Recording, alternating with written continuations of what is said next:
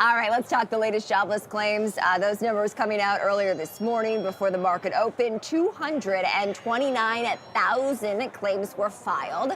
That was a little bit ahead of expectations. Economists estimated 219,000. Does bring into a 4-week high, but still historically low. And 1.8 million people are now collecting unemployment.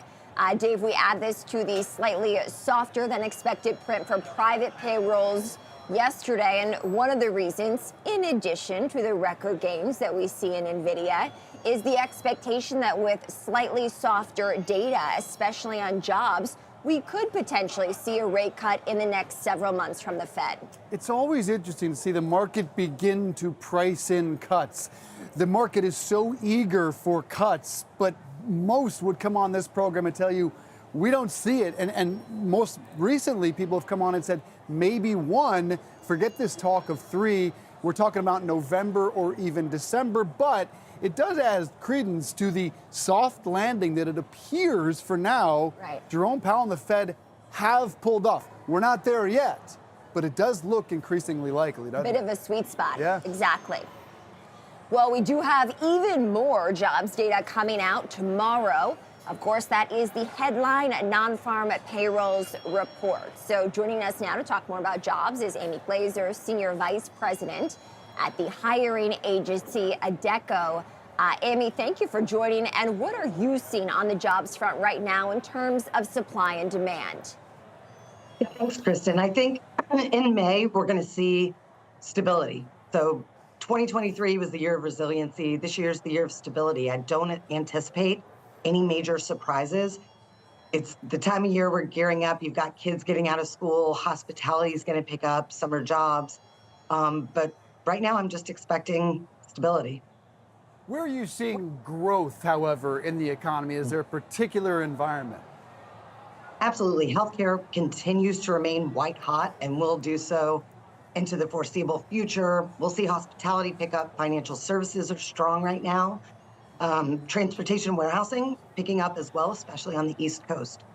What does this mean for wages? That, of course, is a key input as the Fed looks at the inflation picture as well. So we're finally at the point where wages are outpacing inflation, which is good news for the employee. And we're really seeing just kind of stickiness. We're not seeing any massive wage hikes, any sign-on bonuses, all the things that really encompass 2020 through 2023, where people were in the war against talent and having to pay for it. It's good news for the employers that they're going to be able to take a break from that. Any particular areas slowing? Not slowing. I would say we continue to see like tech stabilizing over the white hot increase of 2020 and 2021. Really, we're just seeing a nice stable market right now. Interesting. So the private payrolls data, Amy, coming in a little bit softer than expected yesterday, but still healthy growth. Jobless claims also a little bit higher than expected. That does mean a softening market than what economists predicted. For the jobs report tomorrow, do you expect a healthy print when we get that? You know, they've surprised us before. Every month we keep saying, oh, this is going to be the month where things slow down and we don't see the increase. I don't anticipate anything shocking tomorrow. Interesting. Now, in terms of the growth, you mentioned healthcare is a big one. I'm just curious in terms of places where you're seeing contraction, where some of these claims might be coming from, as we did see that number tick higher. Yeah, I think we'll continue to see it in the tech staffing industry. We see a little bit of slowdown in government this time of year. So really, there are puts and takes within all the industries, but no major standouts on any side. Is it too early? We just discussed too early to say the Fed pulled it off. This is the soft landing they hoped for without jacking up unemployment too high. Are we there yet? I think we're almost there, Dave. I think we've got another month or two to see the final results. But yeah, I think the soft landing is here. So for anyone who is looking for a new job right now, Amy, what is the advice that you would give to them? So I always tell people, go with your passion first. Companies are still hiring. We still have almost one job for every person out there seeking. So do your research, put your best foot forward, and there's still positive signs out there.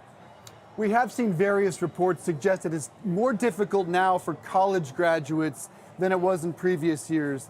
What are you seeing, and are there particular areas of emphasis that they should be looking into? So it's interesting. I have a 20-year-old son who's in college right now, and we're seeing a different shift, not only in the college kids, but those coming out of high school. And in the past, during the summer, they'd look for a lifeguard job or a fast food job. We're seeing them actually take interest in manufacturing, transportation, pharmaceuticals. So it's a really interesting time for them, and we're seeing an eagerness to really engage in the market instead of taking what are traditional short-term gigs. Amy is a senior vice president at a staffing firm, Adecco. How is artificial intelligence being worked into the job seeking and finding process? So it's amazing in our industry right now, and we're really excited about it. So we're a people-first business. Artificial intelligence is helping not only the employers, but the job seeker with taking out the transactional pieces so that a recruiter or an HR person or a hiring manager can actually spend more face-to-face time talking to job seekers, which is really exciting. But if you're on the hunt for a job, you can use artificial intelligence to help with your resume, to help give you talking points, to help prep for interviews. So it's a really exciting time right now. All right, Amy Glazer, senior vice president at the staffing firm Adecco. Amy, thank you.